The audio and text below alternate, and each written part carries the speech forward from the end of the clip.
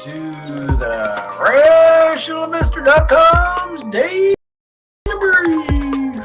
The answer to your question is learn the goddamn process, trade your trading plans, don't take too much risk on any one trade, and just let yourself get rich. Hello, everyone. Welcome back to the RationalInvestor.com's Daily Brief. Chris, did you just cut out? Are you still with me here? I think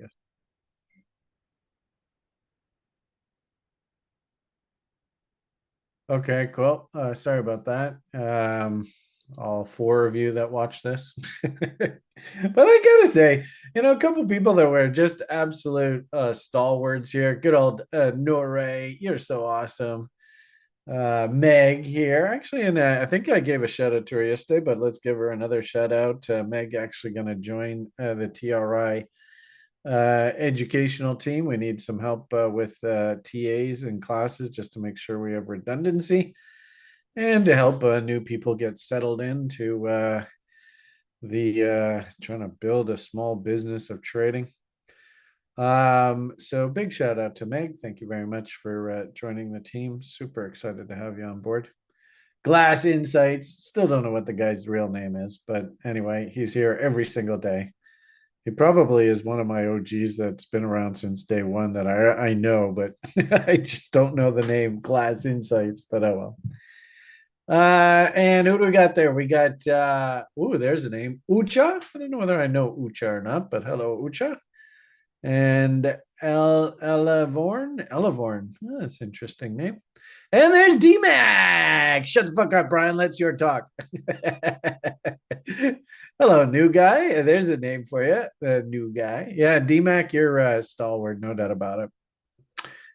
All right. Well, anyway, it is Fed Day today. And of course, it is I think this is like Communist Revolution Day, if I'm not mistaken, like May Day and stuff like that.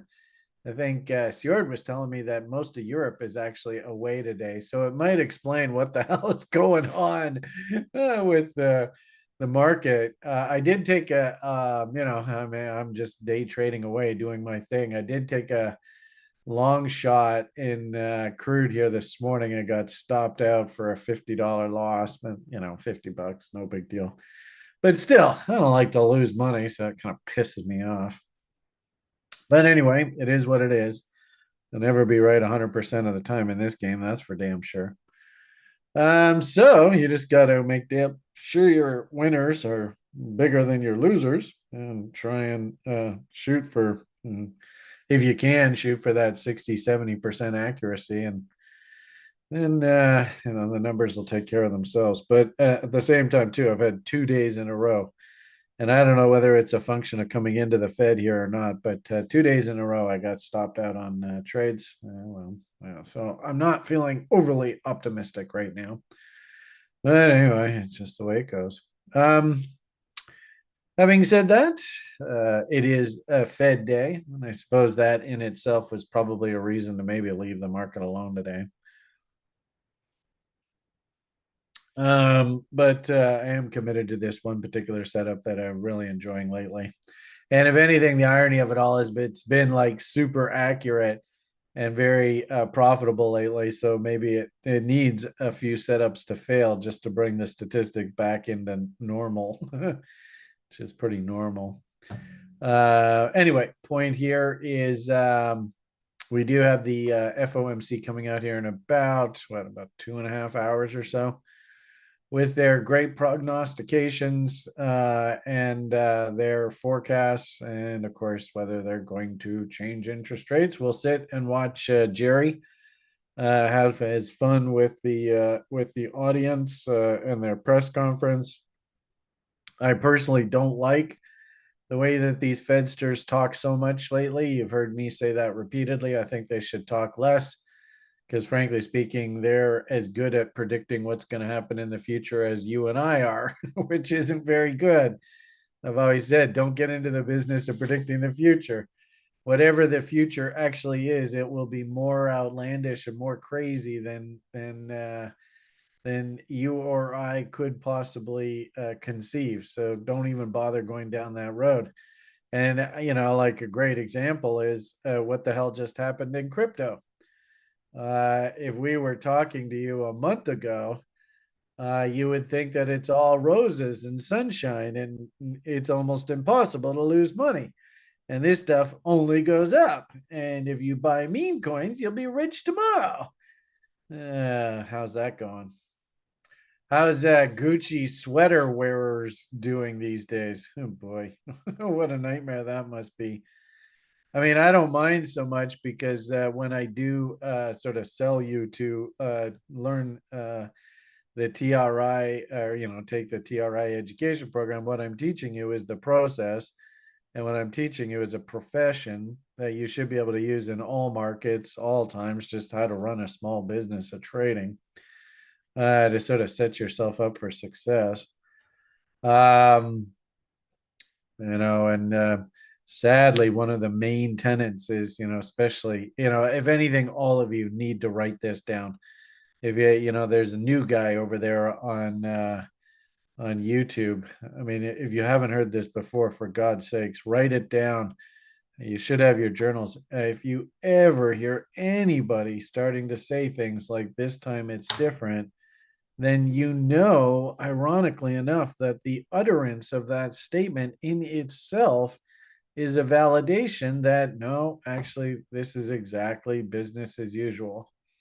And this is actually very normal. Uh, we had a great conversation with Sjord yesterday as TRI CTO, and I would consider one of the smartest individuals in the crypto space. Although, I do need to impart on him a little bit every now and then, not to get too enthusiastic through rip roaring bulls and not to get too pessimistic through bears. And, just demonstrators of best practices, right? Is there a reason why we sell halves on doubles? Maybe your policy is, look, I'll sell half on a triple, Brian. Crypto is so volatile. Fine, I don't care, whatever it is. Don't, say I'm going to sell half on 5x, because that's just, you're setting yourself up for disaster. But, is there a reason why we do things like sell halves on doubles? And it's to avoid the absolute nightmare scenarios of going all in and then having to see this market state right now. I mean, that's half the reason why you do the sell halves on doubles. So if and when the market does roll over, you're like, shit happens. And if anything, bring price all the way back down into reload zones, and then we can go and do the whole damn thing all over again. And I need to remind everybody, we are in a crypto bull market now. So try not to get too pessimistic here through this. If anything, pullbacks are buying opportunities. But anyway, so looking at the broader market, we did lift off of a fairly substantially oversold condition here recently, which I thought was actually a very good signal here by the system. The issue, of course, here is we are now running into the Fed, and you can see just based off of yesterday's breakdown here, we're kind of sort of back to, all right, we're not really overvalued, we're not really undervalued, we're just sort of treading water. And I would also say too that, we're kind of up near the top end of the trading range. So this is a little dangerous to get too excited here. So we lifted off of these lows. We started to roll over yesterday when we kind of ran into trendline resistance. And it's kind of an interesting conversation because it wasn't really necessarily reload zones. It was almost like Colin and his pump chasers and dump chasers. And keep in mind, this is a pretty universal concept. We give it a fun name, Colin and his dump chasers and pump chasers and all that, wherever the hell it is on this list here. Where is Colin? Why can I not see him? Pump or dump? D. Oops, not dump. Pump. I guess that would be way down here, maybe. LMNOP. Oh, he's not there. Where is Colin? Oh, isn't that bizarre? All right. Well, maybe I just I'm half blind here. But the point being that 38.2, 50% seems to have been where we stopped here. Not bizarre. Why that? Man, I must be doing something wrong here. Let's try that again. That thing there. And there we go. That's what I'm looking for. Pump chaser. There you go. So fascinating. Dump chaser, pump chaser. Yeah, it looks to me like we got the old ping pong going on here. And unfortunately, of course, here is our reference to the FOMC, which I suppose a little bit cheeky. I suppose this is the reason why we won't get picked up by CNBC. Can you imagine if you turned on CNBC and they had that right on the screen? FOMC. God, they'd freak out. Tide laundry detergent, pull that commercial advertising, demonetized, the whole thing. You can tell Brian's a little bit irreverent. Anyway, point of the matter here is we do have this very big event here. But I will say there are a couple things that are happening in the economy that actually make me feel as though we may be getting close to that interest rate pivot finally.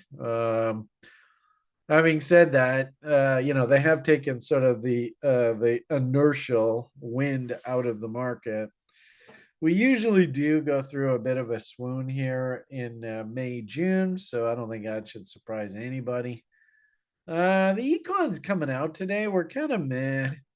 I think probably the biggest thing going on here, ironically enough, doesn't really have a hell of a lot to do with the stated econs, although I suppose you could argue, well, it's the econs that drive demand.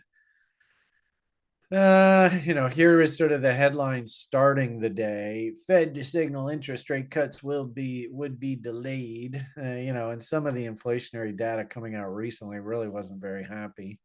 Interesting to see how this has changed. When I get up first thing in the morning, I load this up before my day starts to try and get sort of a backdrop of what's expected. Let's see if the talking heads have the same headline here. Oh yeah, so same headline. U.S. job openings tumble to 3-year low, and we did notice that Econs coming out this morning. The JOLTS report. You've heard the Fedsters talking lots about that recently. So quits, people are kind of like, man, maybe I guess I better hold on to this job. And of course, no more free stimmy money, mind you. Now I think we're in the world where the U.S. federal government is going to be like sort of stemming the economy through corporate welfare. So, for instance, $100 billion or thereabouts stimmy for the U.S. military industrial complex through, silly funding for Eastern Europeans. Gotta tell you, well, I won't even open up that can of worms. Point is I think it's just corporate welfare what's going on here, and it really shouldn't surprise anybody. It's very typical American policy. They actually say, believe it or not, how do you actually define socialism? You define it by the most amount of people actually working for government.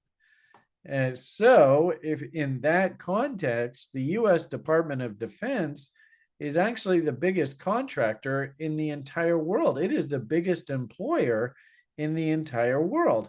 So you could make the very realistic argument that the United States of America is the biggest socialist country in the world.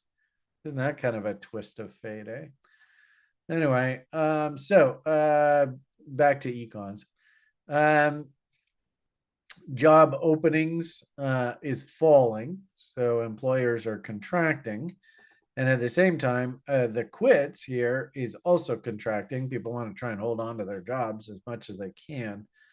And I suppose you could make the argument that this is kind of what the Fed wants to see, is they want to see, things tighten up there in the labor market. And workers not having nearly as many rights and sort of being freaked out about not being able to collect a paycheck. And so stepping up, standing in line, and taking their orders like good slaves should. At the same time, too, we also had a couple other data prints. U.S. ISM manufacturing PMI. Man, that sure is a mouthful. ISM stands for Institute of Supply Management. This used to be the old Purchasing Managers Index. And what's so funny is this report used to be called the PMI manufacturing. And then they added this ISM about 20, 30 years ago, and everybody would go, well, that's the PMI report. So now they say, well, it's the ISM manufacturing's PMI. It's so stupid. But anyway, and now we have all of these damn fucking global. I mean, what the hell is a global? Why are they including that for China of all places? If anything, I think China D's essential planners actually got together, and really this is just a reiteration of whatever the Rothschilds want. And actually, I think that kind of spooked the market first thing this morning. But anyway, interesting to see the private ADP employment report number came out in the States and actually showed an uptick here. So it'll be interesting to see how, listening to Jerry this afternoon, and we'll do a show this afternoon on the actual Fed announcement. I suppose it'll be afternoon for most of the world, still late morning for me. And remember, folks, if you want to write this down, another really good tidbit, don't trust the first hour trading following a Fed interest rate announcement.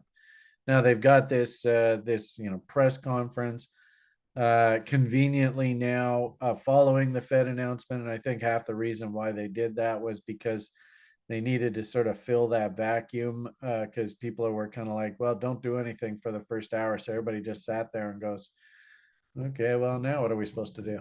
So, they've got this Fed and little sort of press conference thing, and we'll do one of our fun little public shows on that.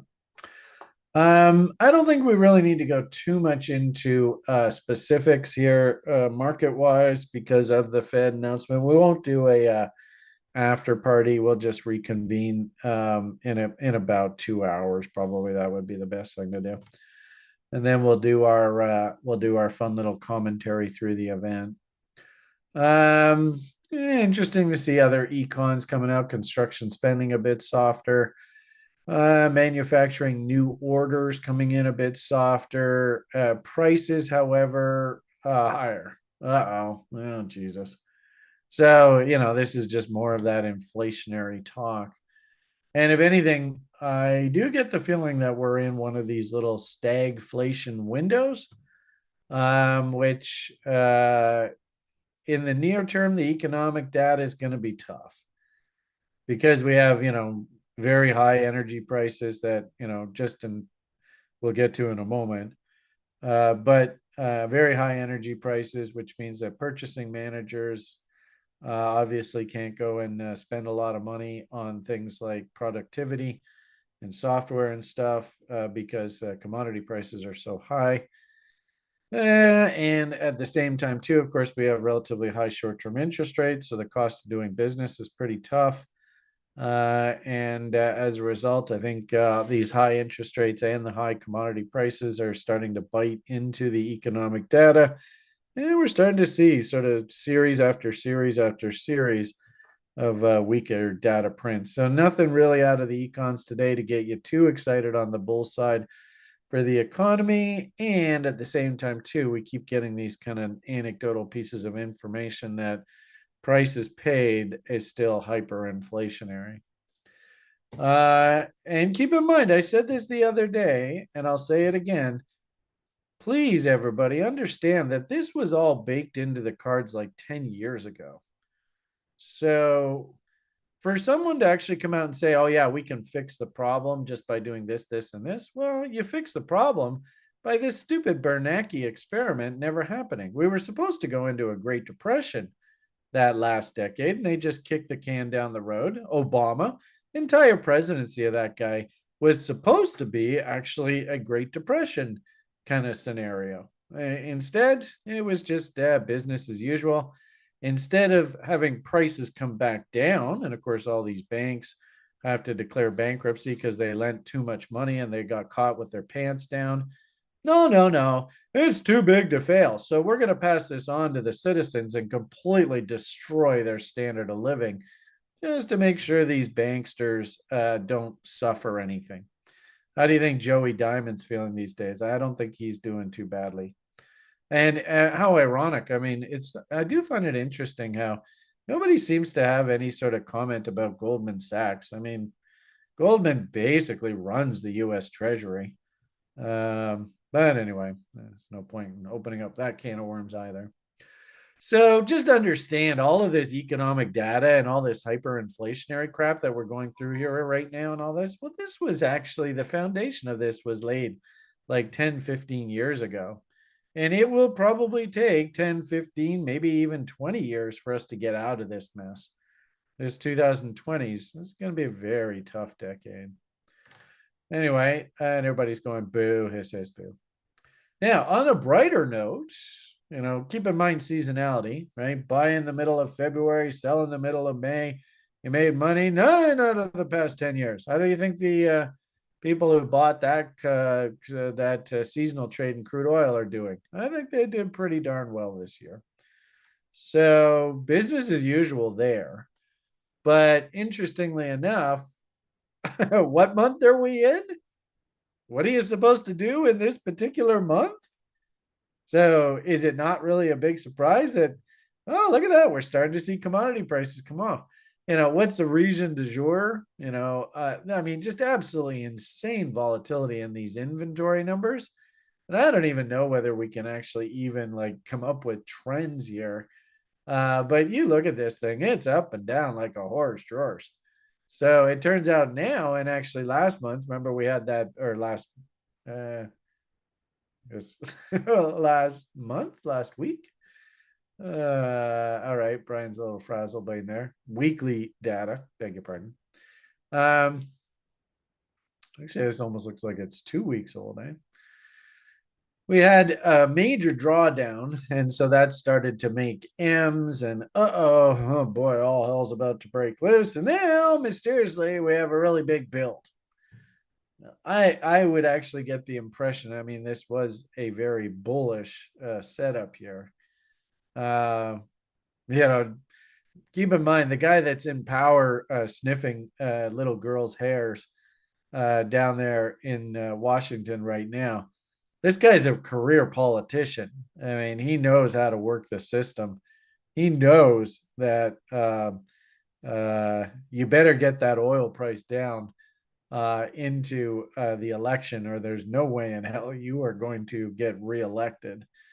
So, did they sort of let the market get bid up here into the seasonal window, which is very normal? And now they're going to start cranking up things like production out of the North Dakota and start building up these inventories to the point where energy prices have to break in earnest. Is it the energy price anything at all to do with what's going over there in Eastern Europe? I'm kind of getting the impression that no, really, Eastern Europe is just a distraction than anything else. But anyway, we'll see how that goes. So I think that the big econ, if there was anything that came out of today, was a very substantial build in crude inventories. And also, too, usually this time of year, we actually see a drawdown in gasoline stocks. And actually, there was even a little bit of a build there. Fascinating how they're not coming out with any forecasts or consensus, though, around any of this data right now. That's a bit suspicious, eh? But anyway, point of the matter here is builds across the board. And as a result, oil prices just got absolutely smoked here today. There's your oil chart. Looks like we're bouncing finally off of trendline support here. So I suppose that's a good thing. But, with this up, down, up, failure, now this actually starts to paint like fog and bombs, and you could even say up, down, up, failure, which means that near-term objectives now need to be about $75 a barrel. And you can see there's a couple of cheeky little gaps right down in there that should be filled.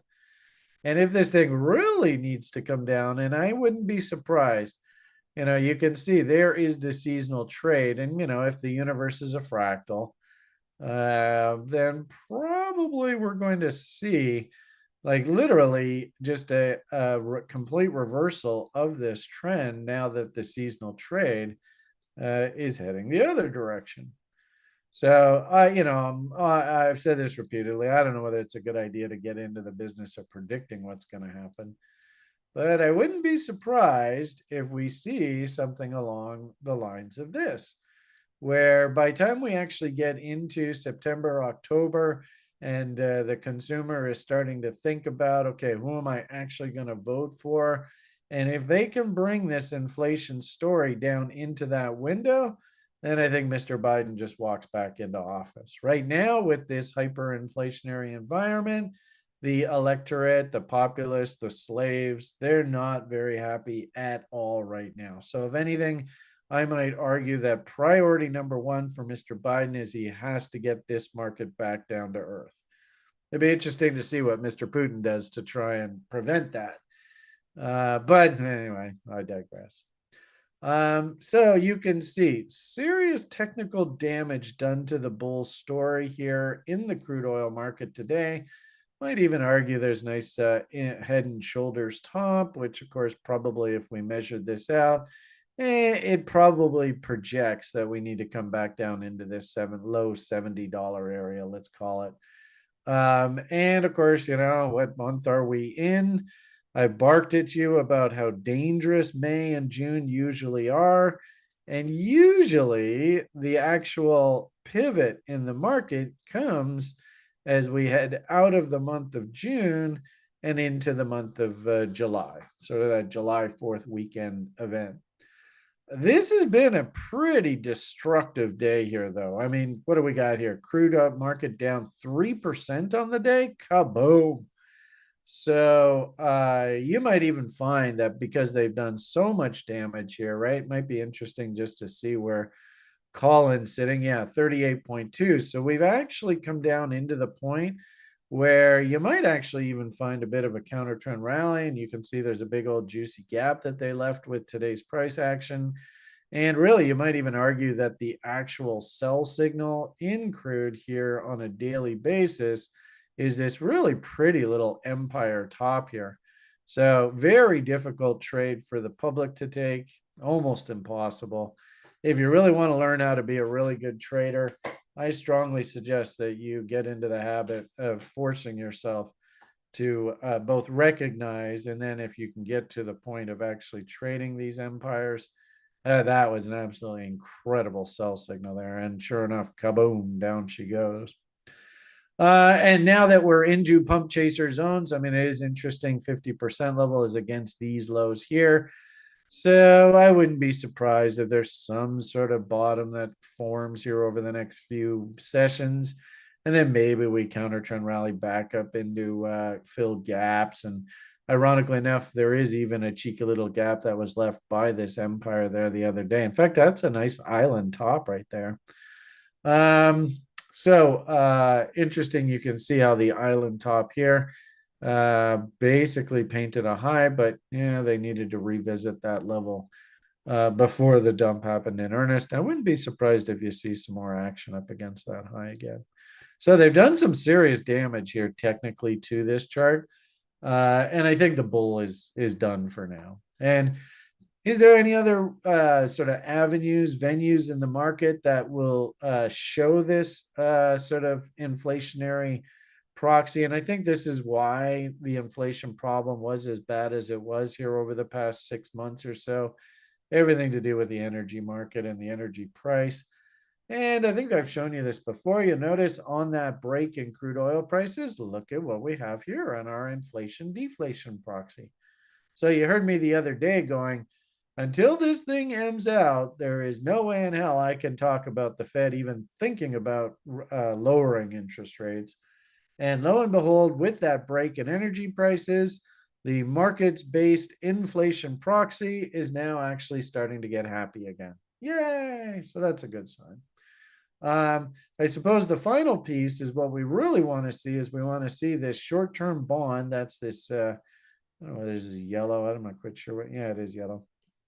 We want to see this thing actually W out, kind of like what you saw here, and start to actually trend back up. So that hasn't quite happened yet. It is interesting to see the Fed funds sort of proxy 30-day Fed funds interest rate futures. They are trying to turn back up. I think they also see that top in energy prices. So the market-based proxies are starting to say, you know what, it might be the case that this inflationary push is done for now. And I think it has everything to do with energy prices. And I hate to say it, but it sure looks to me like energy just topped out in a very appropriate technical location for it to top out.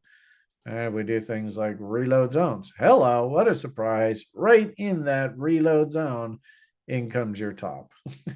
I swear, this stuff is so cliche. It's ridiculous. So anyway, there we are. I think the slide's probably nearing some sort of support level here. But at the same time, too, we've done enough technical damage that it is actually going to start showing up in market-based proxies about inflation. And we might just start to see that the market is anticipating that, okay, it looks like the inflation bugaboo has been put back in the box.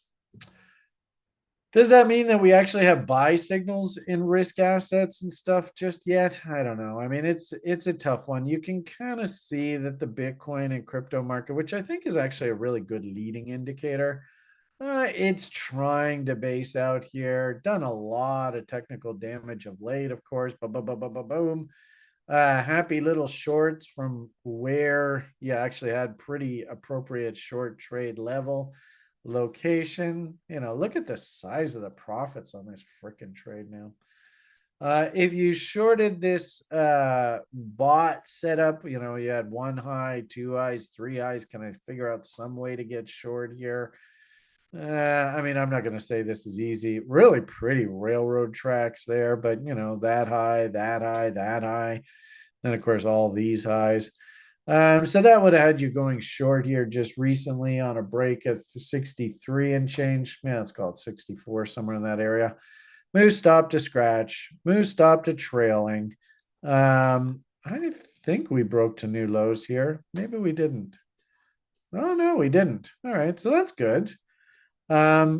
This is an hourly chart, so it is pretty fast. But could we get a nice healthy counter trend rally back up to like trend line resistance here? It wouldn't surprise me. One thing I did notice, and I think I put tweets out about it. I don't know whether the charts, but doesn't it seem a bit suspicious? This is also something that you could probably learn from as well. We want to, as participants in the marketplace, we want to listen to the market. The market is always talking to us. So the question here is, what does it mean when you see markets like risk assets, things like Bitcoin, selling off into a Fed event? Does that have any meaning at all? And interestingly enough, the old adage is sell the rumor, buy the news. So are we getting close to some sort of pivot? It was interesting. Our CTO, of course, was on the call yesterday, and he was talking a little bit about how, the meme coins and all the garbage stuff in crypto was all going absolutely insane there a week or two or a month ago, I suppose. That also is an excellent tell. That was a great tell. And as soon as you hear anybody say this time it's different, well, that in itself is another great tell. This is all stuff that the market is actually speaking to us. The question is, are we listening? So I might argue, what do you think the sentiment in crypto is now with CZ actually going to fucking prison now? Man alive. That guy could probably buy the entire US prison system out and have them all as his personal employees. But he's not going to talk about his net worth. But he's actually going to prison. My goodness. This is crazy. It'll be interesting to see if it's like a golf course kind of prison. Remember when Martha Stewart was sent to prison there. I mean, I think she did time in like what do they call them, like weekend vacation kind of prisons. But anyway, 4 months in the slammer. And then I thought, add insult to injury. What a perfect analogy. Roger Ver, I don't know whether you remember Roger Ver being famous for freaking out on social media and flipping the guy a bird about B cash. That was hilarious. God, that happened, yeah, better part of 10 years ago. But he's going to now, he's under the gun. He's actually been like arrested, and oh my goodness, is he going to end up like McAfee and all of a sudden become unalived in some Spanish prison cell? Man, if I was that guy, I'd be sweating bullets right now. And if anything, this is the number one reason why I never got into issuing coins and doing the whole sort of mass marketing shill and stuff. We teach this education program great, but it's a product. You can see the product that you're purchasing. We're trying to teach you how to run a small business of trading. There is no Ponzi. We don't have any conflict of interest. We're not trying to get you to buy a coin or sell a coin or anything. We don't really care what the hell you buy or sell or what you do with your money. I mean, we'll tell you what best practices are in the industry. And frankly speaking, I think it's excellent value for the money that you spend to learn how to do this. But thank God we never went down any of that road, because, man, I think the US government is just going to pick these guys off one after the other, after the other, after the other. And there's one guy living in Dubai who has the name of a famous artist. You all know who I'm talking about. That he better watch his back now, because I know for certain that he tried to. Well, not he didn't try. He did basically flee countries to avoid court rulings and stuff. So I'm not going to name names, but you all know who I'm talking about. But it'll be fascinating to see how this all plays out over the next 5 years or so. So, sentiment wise, can you see how quickly the sentiment can change in this space? It can just in a flash of a heartbeat, boom. And the worst part about it, of course, is you've got now have Gucci sweater people. You got a whole bunch of trap people in the market that are long off the top. And the irony of it all is, even if Bitcoin even does have a nice, half decent counter trend rally, I mean, Bitcoin could literally rally even from where we are now. It could rally what, like almost 50%? Is that for real? So almost 50% and not even get back to new highs. Holy moly. And all these Gucci sweater wearers, they're all sitting up here and they are trap bulls, and they are so trapped. In fact, I think we'll even do a Quinergy show tonight. And now you can see we can even put like a meme or something on this, right? Somebody have a meme of a sweater, a Gucci sweater. You can literally see them. And I'll be asking Joe, where do you think these guys are sleeping right now? So you can literally see how this stuff is basically, it writes itself. These are the Gucci sweater wearers right there. And there's a whole bunch more of them, all right in here. So now you actually have an anecdote, because you all went through this. You all now have an anecdote of exactly who these people are. It's quite remarkable how this damn game works, eh? So, all right. I think we'll probably leave the free broadcast at that. Really, I mean, we all got such a great lesson in don't chase, don't chase, don't chase. Now, really, the question ultimately is, do we actually bottom? There's 38.2s. Remember, I showed you that in crude oil here. Do we actually bottom coming into Beamish's birthday? I don't know. Usually, remember, I was early cautioning everybody about not to get sucked into the FOMO. And a lot of people, of course, were very angry at me on social media and stuff. Oh, Jesus, that Beamish is fucking shitting on our parade again. I'm not going to be in a big hurry to call a bottom here. But what I will simply say is, over the next month or so, we should see some sort of floor come in here. So let's see how it goes. The sentiment in this space is extremely bearish right now. We do have a big FOMC event coming here. And, as I showed you off that futures chart, this thing is really cranked down. And even if you were in these bot trades and stuff, we're actually at levels, according to the bot setup, where you should actually start locking in profits. That's the whole point of this bot and the bot trading rules. So I wouldn't fault a really aggressive trader to say, look at, I shorted up here like a boss, and I'm going to go and throw my stop in here because I don't want to give any of this money back. I mean, this isn't, according to our school program, 3 high-low method, I think probably the expectation that this thing is still a downtrend, I think is still very much the case. There's no reason why that's changed. But I think, believe it or not, you actually have to be able to stomach a rally all the way back up to like 61, 62,000 here in the near term. So that's the 3 high-low method. That's a lot of money if you're short. So I wouldn't fault someone if they said, you know what, Brian, I just totally killed it here, sitting on huge profits. If we get any kind of counter trend rally bounce on the other side of this very big fundamental event window, I'm gone. I'll hop off and I'll look to get back in. Okay, I think we'll leave a rant at that. We'll get together in, I guess, about 2 hours for the FOMC meeting. And then, of course, later on this evening, we'll try and get together with the Coinigy people, good old Joe, and see whether we can give you a nice review of the Schultcoin space.